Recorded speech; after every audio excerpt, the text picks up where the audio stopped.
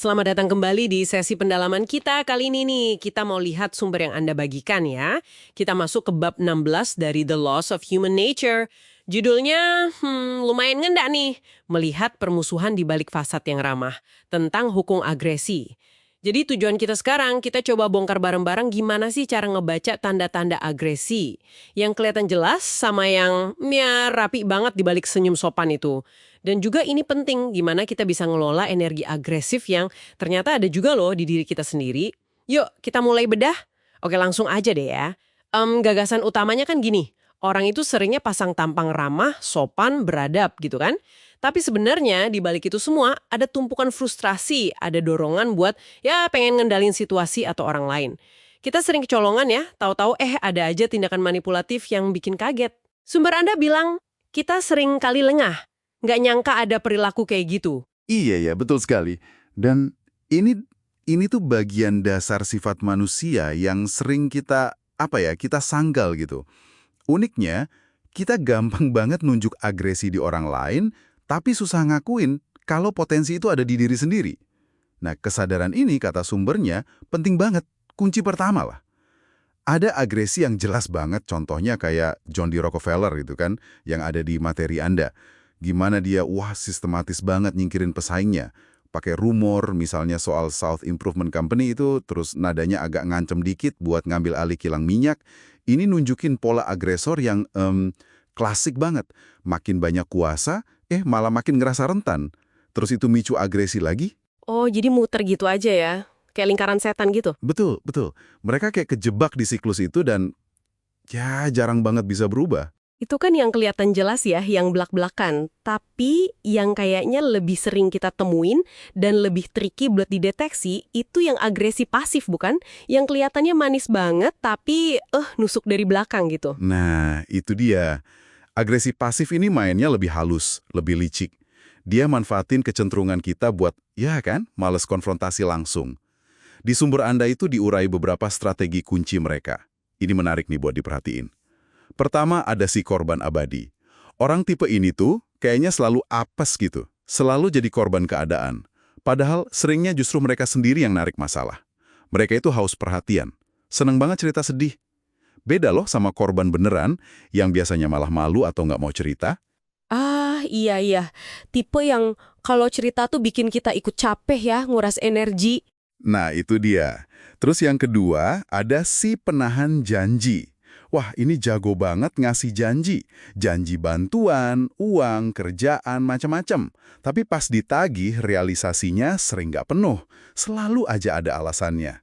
Tujuannya apa? Bikin Anda bergantung sama dia. Jadi kayak anak kecil yang nunggu-nunggu dikasih perhatian gitu.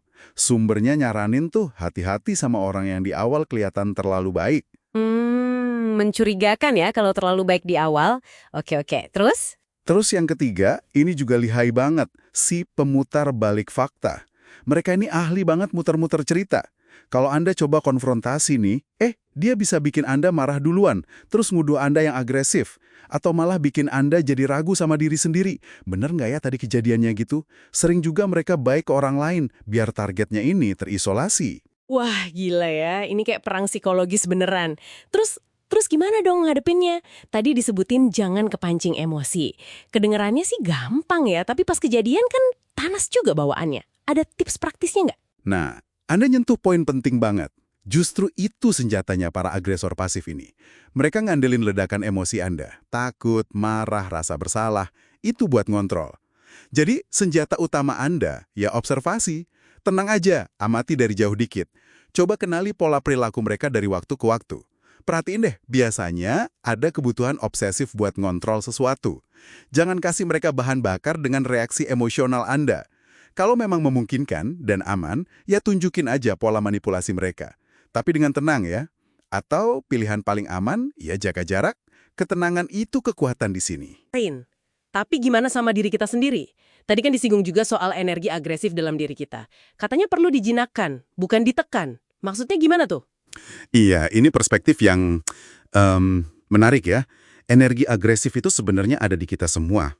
Itu bagian dari dorongan buat bertahan hidup, buat maju. Contohnya, marah karena lihat ketidakadilan. Itu kan bisa jadi motivasi yang kuat banget. Nah, daripada ditekan terus-terusan sampai akhirnya meledak nggak karuan atau dilampiasin secara merusak, kuncinya itu belajar menjinakkan. Terus menyalurkannya. Pakai energi itu buat bela diri kalau emang perlu. Atau buat nyerang masalah, bukan orang ya, tapi masalah. Dengan energi penuh. Atau buat ngejar ambisi positif kita, jadi lebih produktif gitu. Jadi intinya tuh soal kesadaran ganda ya. Sadar sama agresi yang mungkin nyempil di orang lain, tapi juga sadar sama potensi itu di diri kita. Tujuannya bukan buat jadi curigaan terus, tapi lebih ke waspada dan lebih paham aja sama dinamika manusia. Betul sekali. Dan yang paling penting, sadar kalau energi ini, kalau dikelola dengan benar, bisa jadi kekuatan pendorong yang positif banget buat hidup Anda. Nah, sebagai penutup nih, mungkin ada satu hal buat Anda renungkan di rumah. Coba deh ingat-ingat lagi, ada nggak situasi belakangan ini di mana Anda ngerasa kayak kesengat agresi pasif? Entah itu dari orang lain, atau jangan-jangan dari diri Anda sendiri pas lagi ngerespon sesuatu.